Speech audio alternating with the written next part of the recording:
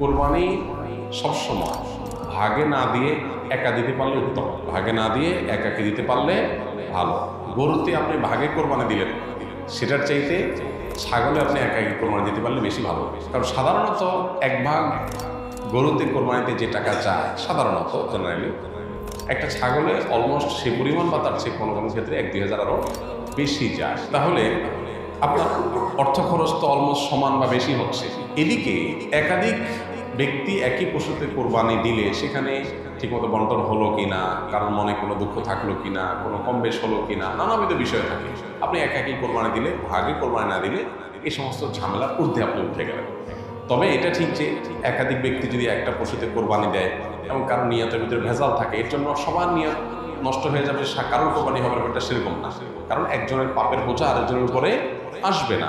তারপরও সতর্কতামূলক উপায় হলো নিজের হালাল টাকা দিয়ে নিজের মতো করে কোরবানি দিতে পারা। শরীকে কোরবানি দিলে সেটা সম্পূর্ণ জায়েজ। একটা গরু, একটা ওঁট, এই দুই ধরনের পশুতে আপনার সর্বোচ্চ 7টি ভাগ হতে পারে। আর এর বাইরে কোনো ভগ্নাংশ চলবে না, অর্থাৎ এক ভাগ দুজন মিলে নেওয়া চলবে না। যে কোনো এক ব্যক্তি বা একটা পরিবারের তরফ থেকে একটা ভাগ হবে, এভাবে সর্বোচ্চ 7 ভাগ। সেক্ষেত্রে যত ভাগ কম হবে সব তত বেশি হবে। কারণ হলো একটা গরুর দাম যদি 70,000 টাকা হয়, 7 ভাগ হলে 10,000 করে পড়বে। আর যদি সেই গরুটাকেই আপনি 2 ভাগে করেন তাহলে 35,000 করে পড়বে, তাহলে টাকা বেশি খরচ হবে। ইন্না আইজামাল জাযাই মা আইজামিল বালা। যার যত বেশি কোনো ভালো কাজ করতে গিয়ে যত বেশি কষ্ট হবে, শ্রম হবে, মেধা খরচ হবে, অর্থ ব্যয় হবে, সবের পরিমাণ তত বেশি হবে। সো ভাগের পরিমাণ যত কম হবে, সবের পরিমাণ তত বেশি হবে। পাশাপাশি গোশত বন্টনের পদ্ধতি হলো যে কয় ভাগ হবে সেই কয় ভাগে কোরবানির গোশত বন্টন করতে হবে সমান হারে। এবং এক্ষেত্রে ভাগে কোরবানি দিতে গিয়ে গোশত বন্টন করতে গিয়ে যদি কেউ তসরুফ করেন তো সেটা হারাম হবে, গুনাহের কারণ হবে এবং নাজায়েজ কাজ হবে। কোরবানির পশু জবাই করার সঠিক নিয়ম কি? কিভাবে একজন মানুষ নিজের কোরবানি নিজের পশু জবাই করতে পারবেন? কোরবানি পশু জবাই করাটা জটিল কোনো বিষয় না। আমাদের সাধারণ মানুষের মধ্যে এক ধরনের ভীতি কাজ করে, ভয় কাজ করে। আমরা মনে করি যে কোরবানি পশু জবের অনেক নিয়ম কানুন আছে, যেটা একটু এদিক সেদিক হয়ে গেলে আর কোরবানি হবে না।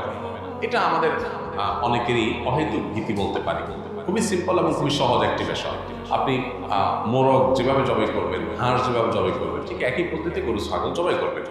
এক্ষেত্রে আপনার দেখার বিষয় হলো বিসমিল্লাহ বলে জবাই করছেন কিনা। এটা প্রথমত বিসমিল্লাহ বলছেন কিনা, বিসমিল্লাহ আল্লাহু আকবার বললেন জবাই শুরুতে, এটা প্রথম আপনার হালাল হওয়ার জন্য শর্ত। যদিও মুসলমান ভুলে যায়, যদি ইচ্ছাকৃত বিসমিল্লাহ পড়ে না এরকম না, ভুলে গেছে বলতে, তাতেও হালাল হয়ে যায়। তো বিসমিল্লাহ আল্লাহু আকবার বলে মুখে আপনি জবাই করবেন, এটাই জবাইয়ের পদ্ধতি। এবং সেই সাথে ভালো করে শুইয়ে পশুকে যাতে কষ্ট কম দিয়ে জবাই করা যায় সেজন্য ধারালো ছুরি নিয়ে আপনি পশুর কণ্ঠনালী গলায় আপনি ছুরি চালনা করবেন। এখানে ছুরি চালনা করার পর দেখতে হবে যে বড় যে নালীটা, খাদ্য নালী, যেটা দিয়ে খাবার নামে, ওইটা কাটা গেছে কিনা। শ্বাসনালী মাঝারো সাইজের যেটা আছে সেটা কাটা গেছে কিনা, আর তার দুই পাশে দুইটা আপনার ছোট ছোট রগের মতো আছে, সেগুলো কাটা গেছে কিনা। বাস এটুকু আপনি দেখলেন, ভালো করে পোজ দিলেন যাতে করে এগুলো কেটে যায়, এটা চোখে দেখা যাবে। তাহলে সেক্ষেত্রে আপনার জবে হয়ে গেছে, কোরবানি হয়ে গেছে। এরপর আপনি এই পশু জবের সময় বিসমিল্লাহ আল্লাহু আকবার বলার পাশাপাশি আরেকটা দোয়া করতে পারলে ভালো, না পড়লেও কোরবানি হয়ে যাবে, জবে হয়ে যাবে। সেটা হলো আল্লাহুম্মা তাকাব্বালহু মিন্নি, আল্লাহ এই পশুকে আমার তরফ থেকে কবুল করেন, এবং আমার পাশাপাশি শরীর থাকলে আল্লাহ অমুক অমুক সহ সবাই পক্ষ থেকে, বা নাম না নিতে পারলে আল্লাহ এই পশু যারা কোরবানিতে শরীর আছে সবার পক্ষ থেকে আপনি কবুল করেন, যেমন কবুল করেছেন মুহাম্মদ সাল্লাল্লাহু আলাইহি ওয়াসাল্লাম থেকে, ইব্রাহিম ইসলাম থেকে। বাস শেষ। এটা আপনি বললেন, বিসমিল্লাহ করবেন, ছুরিচালনা করলেন, রগগুলো কাটা গেল কিনা আপনি দেখলেন, কণ্ঠনালী শ্বাসনালী কাটা গেছে কিনা, দ্যাটস এনাফ, আপনার কোরবানি হয়ে গেছে। তাহলে এটা জটিল কোনো বিষয় না। মৃত ব্যক্তির পক্ষ থেকে কোরবানি করা যায় কিনা? যদি করা যায় তাহলে ওই মৃত ব্যক্তির কবরে সওয়াব পৌঁছাবে কিনা। মৃত ব্যক্তির পক্ষ থেকে কোরবানি করা যায়, এবং জীবিতরা মৃত ব্যক্তির তরফ থেকে কোরবানি করলে সেটার সওয়াব মৃত ব্যক্তির আমলনামায় জমা হবে ইনশাআল্লাহ তাআলা।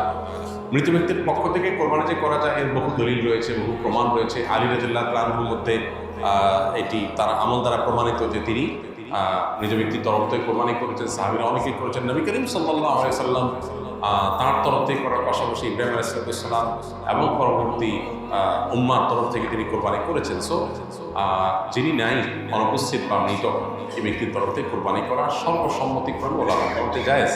তবে হাম্বলী মাযহাব ওলামায়ে কেরামের অনেকের মত হলো জীবিতদের সাথে যুক্ত করে মৃতদেরটা করা যায়, যেটা রাসূল আকরাম সাল্লাল্লাহু আলাইহি ওয়াসাল্লাম করেছেন।